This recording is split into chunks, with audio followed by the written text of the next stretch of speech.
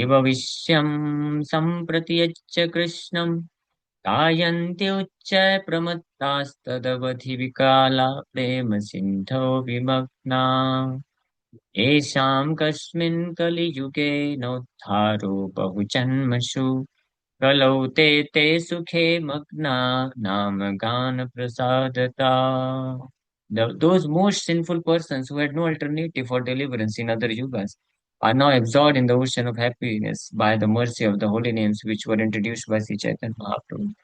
हरेर् नाम्नां प्रसादेन निस्तारेत पातकी जना उपदेष्टा स्वयं कृष्ण चैतन्यो जगदीश्वरा अखिल भुवन बंधु नाम दाता कृपालु कशित कनक वर्ण सर्वमाधुर्य पूर्ण अति सुमधुर हास स्निग्ध दृक् प्रेम भासा स्फुरतु हृदयमध्ये गौरचन्द्रो नटेन्द्र स्फुरतु हृदयमध्ये गौरचन्द्रो नटेन्द्र स्फुरतु हृदयमध्ये गौरचन्द्रो नटेन्द्र अतिमधुरचरित्र कृष्णनामैकमन्त्रो भुवनविदित सर्वप्रेमदाता नितान्त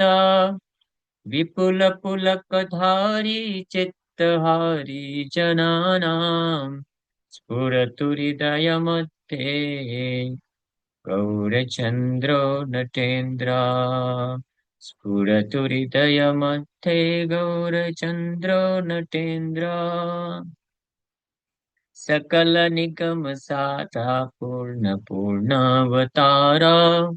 कलिकलुष प्रेम भक्ति प्रकाश प्रिय सहचर संग भंग्या विलासी स्फुरतु हृदय मध्ये गौरचन्द्रो नटेन्द्र जगत तुल मनोज्ञो नाट्यलीलाभिविज्ञा कलित मधुर वेशो मूर्छिताशेष देशा प्रबल गुण गभीर शुद्ध सत्वा स्वभावा स्फुरतु हृदय मध्ये गौरचन्द्रो नटेन्द्र निरवधि गलदश्रुस्वेदयुक्तसकम्पा पुलकवलितदेह सर्वलावण्यगेहा मनसि च सतचित्तक्षोभकारी यशस्वी स्फुरतु हृदयमध्ये गौरचन्द्रो नटेन्द्र. Tears of love constantly flow from Sri Gaurachandra's eyes, which reach to his ears. His bodily limbs are filled with perspiration and shivering ecstatic love. The extraordinary beauty of his form agitates the minds of hundreds of cupids. May that Lord Gaurachandra, who is the best amongst the dancers, please manifest in my heart. समन दमन नाम कृष्ण नाम प्रदान परम पतित दीन त्राण कारुण्य सीमा व्रज विपिन रहस्य प्रोल्लस गात्रा स्फुरतु हृदय मध्ये गौरचंद्रो नटेन्द्र. Sri Gaurachandra is bestowing without discrimination the nectar of the holy name of Krishna, and that nectar destroys the enemies of the living entities tormented by Kali. Therefore, Sri Gaurachandra is known as Patita Pavan, the protector of the poor and fallen, and the ultimate limit of mercy. His beautiful form reminds the seer of the mystery of Vrindavan, and thus the seer feels happiness due to love of God. May that Lord Gaurachandra, who is the best amongst the dancers, please manifest in my heart. सकल रस विदग्धा कृष्ण नाम प्रमोदा प्रबल गुण कबीरा प्राण निस्तार धीरा निरूपम तनु रूप दोत्यानंग भूपा स्फुरतु हृदय मध्ये गौरचंद्रो नटेन्द्र विमल कमल वक्त्रापक्व बिंबाधरुष्टा तिलकुसुमसुनासकम्बुकण्ठ सुदीर्घा सुबलितभुजदण्डनाभिगम्भीररूपा स्फुरतु हृदयमध्ये गौरचन्द्रो नटेन्द्र स्फुरतु हृदयमध्ये गौरचन्द्रो नटेन्द्र. The moonlight words of Sri Gaurachandra are soothing like the lotus. His lips resemble the ripened bimba fruit. His beautiful nose resembles a sesame flower. His throat resembles a conch shell. His long arms are strong and his navel is deep. May that Lord Gaurachandra, who is the best among the dancers, please manifest in my heart. प्रसित कनक कांते सारलावण्यमूर्ति कलिकलुष विहंत यश कीर्ति वरिष्ठा अखिल भुवन लोक प्रेम भक्ति प्रदाता स्फुरतु हृदय मध्ये गौरचंद्रो नटेन्द्र. The color of Sri Gaurachandra's body is like molten gold. His limbs are the essence of all loveliness. He is the destroyer of the contamination of Kali Yuga. This is his supreme glory. He gives love of God without discrimination to the people of the world. May that Lord Gaurchandra, who is the best amongst the dancers, please manifest in my heart. बहुविध मणिमाल बद्ध केशो विचित्रो मलयज तिलकोद्यत भाल देशो अलकाली श्रवणयुगललोलत्कुन्तलोहारवक्षा स्फुरतु हृदयमध्ये गौरचन्द्रो नटेन्द्र. Shri Gaurachandra's splendid hair is tied by a multi-jeweled string. His beautiful forehead is decorated with sandalwood tilaka. His curly hair swings down his neck. His ears are decorated with sharp-shaped earrings, and his broad chest is decorated with a golden necklace. May that Lord Gaurchandra, who is the best amongst the dancers, please manifest in my heart. Yadavati Harinam Pradurasit Prithvyam Tadavadi Khalu Loka Vaishnava Sarvataste Tilaka Vimala Mala Nama Yukta Pavitra Hari Hari Kali Madhya Jevam Evam Babhuva जीवे पूर्णदया यता करुणया आहार वै प्रार्थनाम् हे हे कृष्ण कृपानिधे भव महादावाग्निदग्धाञ्जनान् त्राहि त्राहि महाप्रभो स्वकृपया भक्तिं निजां देहि अलम् मैवं गौरहरे सदा प्रकुरुते दीनैकनाथ प्रभु. Sri Gaurachandra is fully manifesting his mercy on the fallen souls out of compassion by always praying to Krishna. O Krishna, O ocean of mercy, please protect the living entities who are burnt in the forest fire of the mortal world. Kindly give them your own wealth of prema bhakti. No one but Sri Sachinandan, who is the deliverer of the fallen and only shelter of the poor, is able to pray in such a way.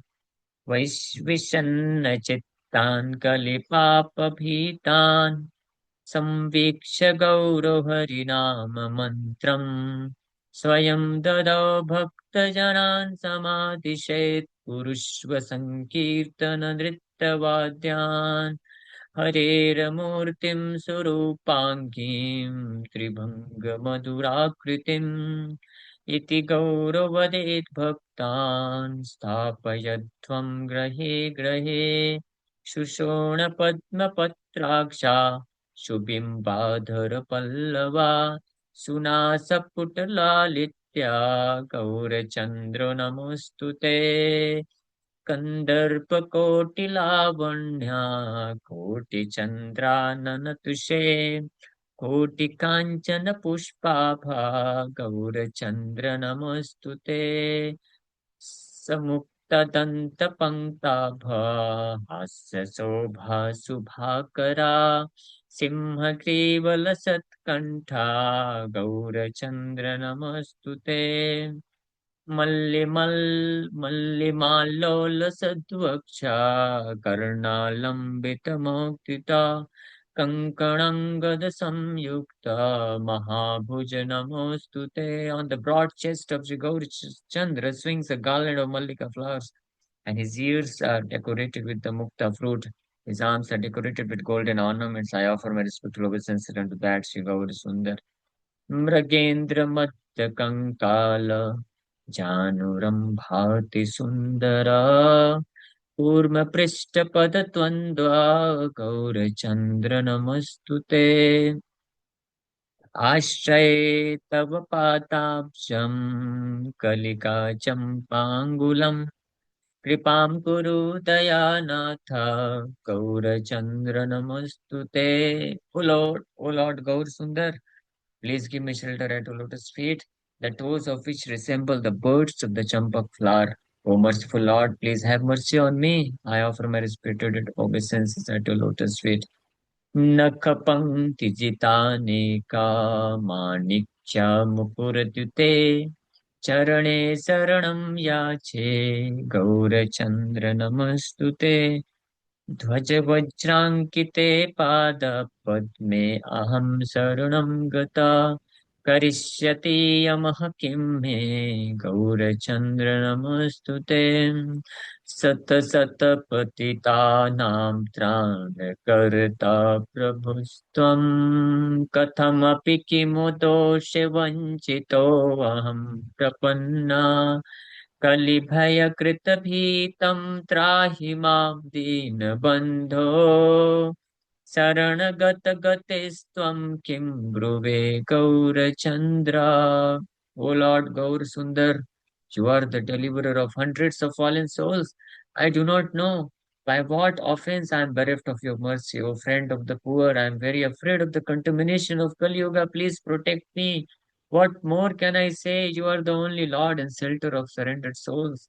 Kimadbhutam Gaura Haresh Charitram नामोपदेशाद्धरिमाश्रयन्ति नृत्यन्ति गायन्ति रुदन्ति लोका रटन्ति स्वार्थान् हरिभक्तियुक्ता निरन्तर कृष्ण कथा परस्परं सुभक्तिदं नाम हरेर्वदन्ति वै जल्पन्ति लोकभुवि भावविह्वला गौर्यवतीर्णे कलिपापनाशके सत्यत्रेतद्वापरेषु यज्ञध्यानतपवृतै केषां फलं चातं शुभकर्मविधानता कलौ श्रीगौरकृपया नाममात्रैकजल्पका कृष्णसान्निध्यसम्प्राप्ता प्रेमभक्तिपरायणा अणुब्रह्माण्डयोर्मध्ये चैतन्येन समारितां हरे कृष्ण राम नाम मालां भक्तिप्रदायिनीं जल्पन्ति हरिनामानि चैतन्यज्ञानरूपता भजन्ति वैष्णवान् ये तु ते गच्छन्ति हरे पदम् शृण्वन्ति ये वै गुरुतत्त्वगाथाम् गायन्ति यत्नैर्हरिनाम मन्त्रम् अर्चन्ति साधुं गुरुदेवतां च चैतन्य भक्ता कलिकाल मध्ये चैतन्य भक्ता कलिकाल मध्ये चैतन्य भक्ता कलिकाल मध्ये. Those who in this age of Kali hear the topics of Sri Guru Tattva chant the holy name of Hari with great attention and worship the Guru Sadhus and Devatas know for certain that they alone are the devotees of Sri Krishna Chaitanya. Krishna Chaitanya Devena Harinama Prakashitam येन केनापि तत्प्राप्तं धन्यवसौ लोकपावना यदि स्यात् वैष्णवे प्रीति सदा कीर्तनलम्पटा गौराङ्गचन्द्रविमुखा न वै भागवतोऽपि स. A person may have respect for the Vaishnavas and always engages in Sankirtan. Still, if he is against Sri Krishna Chaitanya, he is actually not a devotee of the Lord. अनन्यचेता हरिमूर्तिसेवां करोति नित्यं यदि धर्मनिष्ठा तथापि धन्यो न हि तत्त्ववेत्ता गौराङ्गचन्द्रे विमुखो यदि स्यात् किमु सुखम् उपभोक्तुं वाञ्छयेद् वञ्चितोऽसौ सकलनिगमसिद्धं गौरचन्द्रं न वेत्ति हरिहरि कथमेतत् कुत्र यातं चरित्रम् स भवजलधिमध्ये कुम्भिपाके प्रपात सचीसूतपदाम्बुजे शरणमात्रम् अन्वशेणम् करोमि कुलदैवते प्रबलकातरे वैष्णवा कृपां कुरुत सर्वदा मयि विचित्रवाञ्छास्पदम् मम प्रणतचेतसो भवतु सिद्धिरव्याहता न धनं न यशो न कुलं न तपो न जनं न शुभं न सुतं न सुखं चरणे शरणं तव गौरहरे मम जन्मनि जन्मनि देहि वरम् I don't want wealth or followers, fame or birth in a good family, austerity, material happiness, auspiciousness, children or any other so-called benediction. So Lord Gaur Hari, please give me the benediction that I may surrender at your lotus feet and worship you life after life. Nana kleshamayertyuktam smritihinam cha mam prabho भवभीतेर्गौरचन्द्रा त्राहि त्राहि कृपानिधे अनेकजन्मभ्रमणे मनुष्योऽहं भुवनकलौ व्याकुलात्मा पदाब्जे ते शरणं रक्ष मां प्रभो कातरं पतितं शोच्यं त्राहि मां श्रीसचीसुता सर्वे प्रेम सुखे मग्ना वाञ्छितं मा कुरु प्रभो. O son of Sachi, I am low and fallen and thus I am suffering.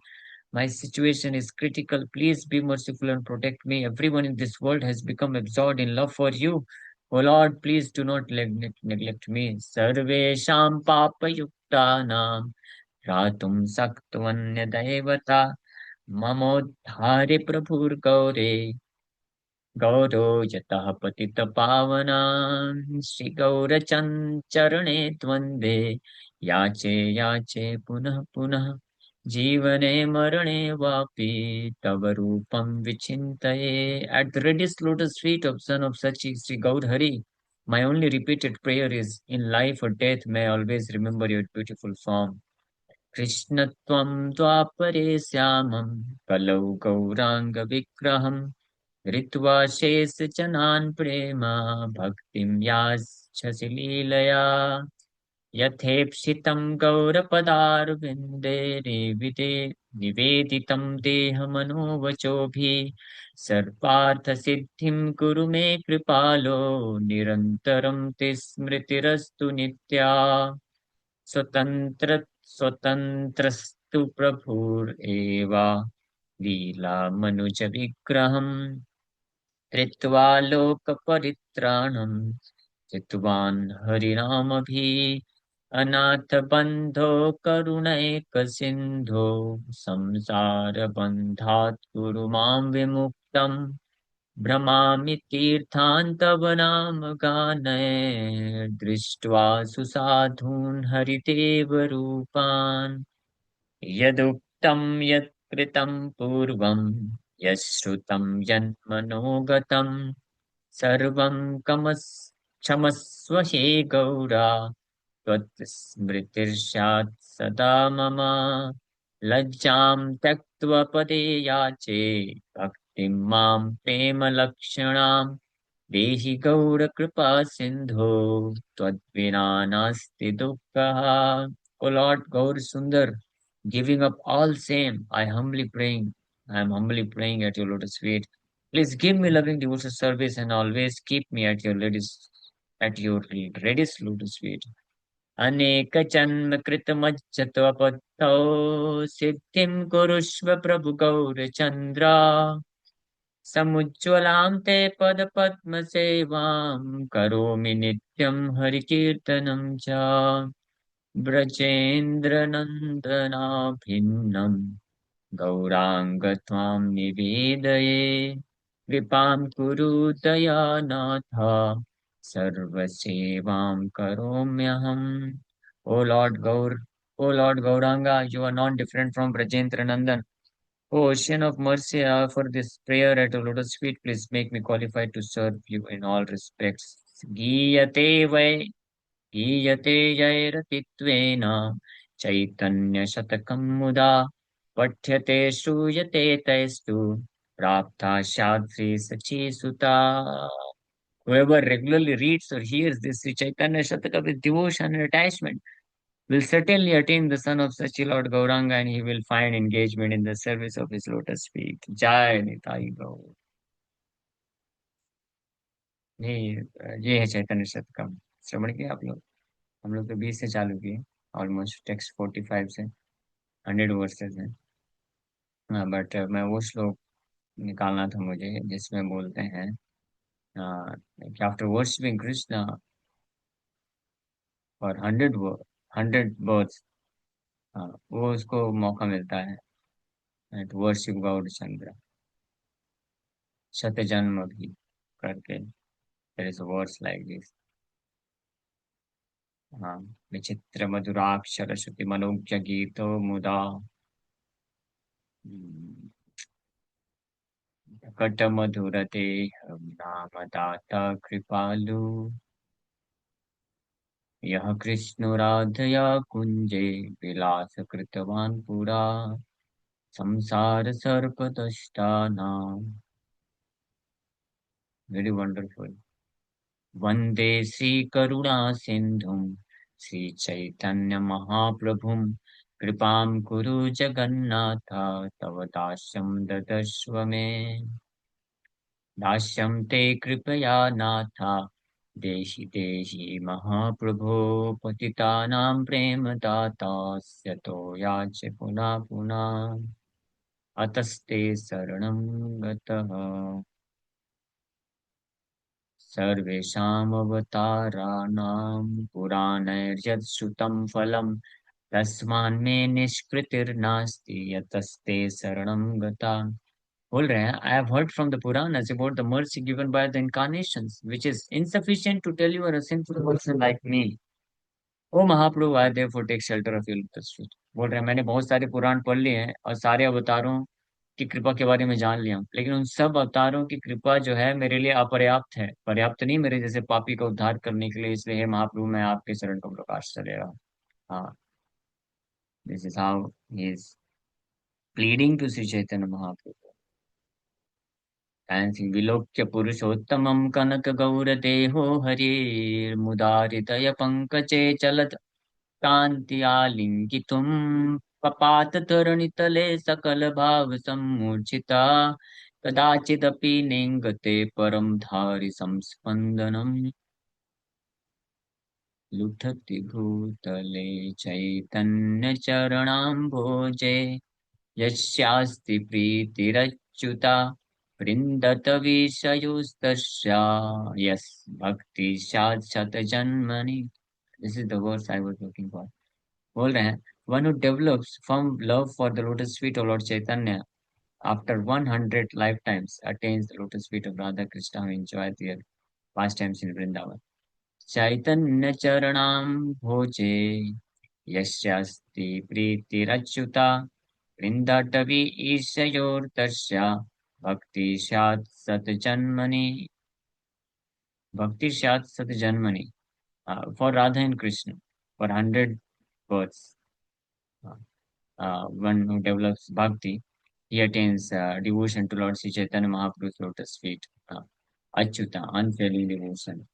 यथा राधपदाम्भोजे भक्ति शात प्रेम लक्षणा तथैव कृष्ण चैतन्ये वर्धते मधुरारति.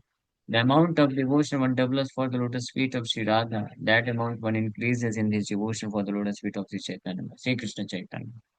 श्री कृष्ण चैतन्य महाप्रभु के चरण कमलों में जितना भक्ति भाव होता है, the same amount of devotion one develops for the lotus feet of Srimati Radharani, and which one gets after worshipping Krishna for hundreds of years. Kanakamun Mukura Kantim Charu Bhaktrarabindam मधुरमुकुरहास्यं पक्वबिम्बधरोष्ठं सुवलितललिताङ्गं कम्बुकण्ठं नटेन्द्रं त्रिभुवनकमनीयं गौरचन्द्रं प्रपद्ये सुदीर्घसुमनोहरं मधुरकान्तिचन्द्राननं प्रफुल्लकमलेक्षणं दशनपङ्क्तिमुक्ताफलम् सुपुष्पनवमञ्जरिश्रवणयुग्मषद्भूषणम् प्रदीप्तमणिकङ्कणं कशितहेमगौरं भजे अखिलभुवनबन्धो प्रेमसिन्धो जनयस्मिन् सकलकपटपूर्णे ज्ञानहीने प्रपन्ने तव चरणसरोजते हि दास्यं प्रभु त्वम् पतिततरणनाम प्रादुरासीत्यतस्ते ऊर्ध्वीकृत्य भुजद्वयं करुणया सर्वाञ्जनानादसे रे रे भागवता हरिं वद वद श्रीगौरचन्द्र स्वयम् हरे नाम कृष्ण नाम गान दान कारिणीं शोकमोहलोभताप सर्वविघ्ननाशिनीं पादपद्मलुप्त भक्त वृन्द भक्तिदायिनीं गौरमूर्तिम सुनौमि नाम सूत्रधारिणीम् very wonderful श्रीखण्डा गुरुलिप्ताङ्गं कणकाङ्गदभूषितम् वर्णनमञ्जीरचरणं गौरचन्द्रम् अहं भजे मधुरं मधुरं कनकाभूषणम् अरुणाम्बरसत्परिधीयमहो जगदेकशुभं सकलैकपरं करुणप्रवणं भजतं परमम् Oh, what a beautiful body Sri Chandra has. He is wearing saffron cloth and his complexion is like molten gold. He alone is the giver of all auspiciousness. He is most compassionate, a friend of the poor. Therefore, he alone is worshipable. Krishna Rupam Paritajya Kalau Gauro Babhuva Yahatam Vande Paramanandam Sri Chaitanya Mahaprabhum पीतां शुकं परित्यज्य शोणां परिधरोति यः तं गौरं करुणासिन्धुम् आश्रये भुवनाश्रयम् अवतीर्ण पुनः कृष्णो गौरचन्द्रसनातनः मग्नास्त्रिभागपापेऽस्मिन् तेषां त्राणस्य Hathaway अवतीर्णे कलौ गौरे चण्डालाद्यकुचातयः यावन्तस्पापिनश्चापि दायासो वैष्णवामि पतितं दुर्गतं दृष्ट्वा वैष्णवा लोकपावना करौ धृत्वा हरेर्नाम याचन्ति कृपया कलौ सङ्कीर्तनारम्भे कृते अपि गौरे धावन्ति जीव श्रवणे गुणानि अशुद्धचित्ता किमु शुद्धचित्ता श्रुत्वा प्रमत्ता खलु तेन नर्तु किमाश्चर्यं किमाश्चर्यं कलौ जाते सचीसुते स्त्रीबालजडमूर्खाद्या सर्वे नाम parayana. It is most wonderful that when the son of Sachi Lord Gaur Sundar appeared at Navadip, all people, young to old, man and woman, and even the foolish, they all became attached to the holy name of the Lord. चण्डालयवनामूर्खा सर्वे कुर्वन्ति कीर्तनम् हरेर्नाम्नां गुणानां च गौरे जाते कलौ युगे. After the appearance of Sri Gaur Sundar in Kali Yuga, everyone, even the Chandalas, Yavanas, and fools, they all started to glorify the qualities of the holy name of the Lord. Kim adbhutam gaur harescharitam तत्त्वधिकं तत्प्रियसेवकानां सङ्कीर्तनामोदजा जनानुराग प्रेम प्रदानं वितनोति लोके. The character of Sri Gaur Sundar is indeed wonderful, but even more wonderful is the character of his dear servant, Sri Krishna Chaitanya, along with his dear servants, very affectionately bestow love of God on all. सुवलितमणिमालयैर्बद्धचूडं Manogya सुललितमृदुभाले चन्दनेनानुचित्रम् श्रवणयुगलरन्ध्रे कुण्डलो यस्य भातौ हृदि विनिहितहारं नौमि तं गौरचन्द्रम् चैतन्यरूपगुणकर्म मनोज्ञवेशम् यः सर्वदा स्मरति देहमनो वचोभिः तस्यैव पादतलपद्मरजोभिलाषी सेवां करोमि शतजन्मनि बन्धुपुत्रै. Sarva Bhattacharya is saying, in order to obtain the dust of the lotus feet of that devotee of Gaur Sundar, who always remembers the Lord's attractive, enchanting, form, qualities, and pastimes, with his body, mind, and speech, I, along with my friends, son, and relatives, will serve him for 100 lifetimes. हाँ बोल रहे हैं कि गौर चंद्र भगवान के एक ऐसे भक्त के चरण कमलों के धूल को प्राप्त करने के लिए मैं अपने मित्र बंधु पूरे समस्त परिवार वालों के साथ उसका 100 जन्म तक सेवा करने के लिए तैयार हूँ। ऐसा भक्त जो निरंतर गौरंग महाप्रभु के बहुत ही आकर्षक अ, अ, और most attractive enchanting and qualities and past times को हमेशा अपने काया मनसा वाचा से याद करता है। हाँ, इयं रसज्ञ तव नाम कीर्तने श्रोत्रो मनो मे श्रवणे अनुचिन्तने नेत्रे च ते रूप निरीक्षणे सदा सो शिरोस्तु चैतन्य पदाभिवन्दने. O Lord, O Sri Krishna Chaitanya, my tongue is meant only for glorifying your holy name. My ears are meant for hearing your qualities. My mind is meant for remembering your pastimes. My eyes are meant for seeing your beautiful form, and my head is meant for offering obeisances at lotus feet. Sankirtananandara Satsvarupa Prema Pradane Kalu Suddha Chitta Sarve Mahanta Kila Krishna Tulya Samsara Lokan Paritarayanti यस्मिन् देशे कुलाचारो धर्माचारश्च नास्ति वै तथापि धन्यस्तद्देशो नाम संकीर्तनाधरे यावन्तां च कुतन्त्राणां समुद्धारस्य Hathaway अवतीर्ण कलौ कृष्ण चैतन्यो जगतां पते सर्वावतादापचितां जनानां त्रातुं समर्था किल साधुवार्ता भक्तानभक्तामपि गौरचन्द्रस्ततार कृष्णामृतनामदानये चैतन्यप्रेमदाताखिल भुवनजनान् भावकारणादय गोविन्दाकृष्टचित्तान् कुविषयविरतान् कारयामास शीघ्रम् एवं श्रीगौरचन्द्रे जगति च जनिते वञ्चितो यहि मूर्खस्तातापि पापि सुरापि हरिगुरुविमुख सर्वदा वञ्चितः स त्रिभुवनकमनीय गौरचन्द्रे अवतीर्णो मधुरं मधुरमेतद् वैष्णवानां चरित्रम्. एनीवे हम लोग ओके. हरे कृष्ण.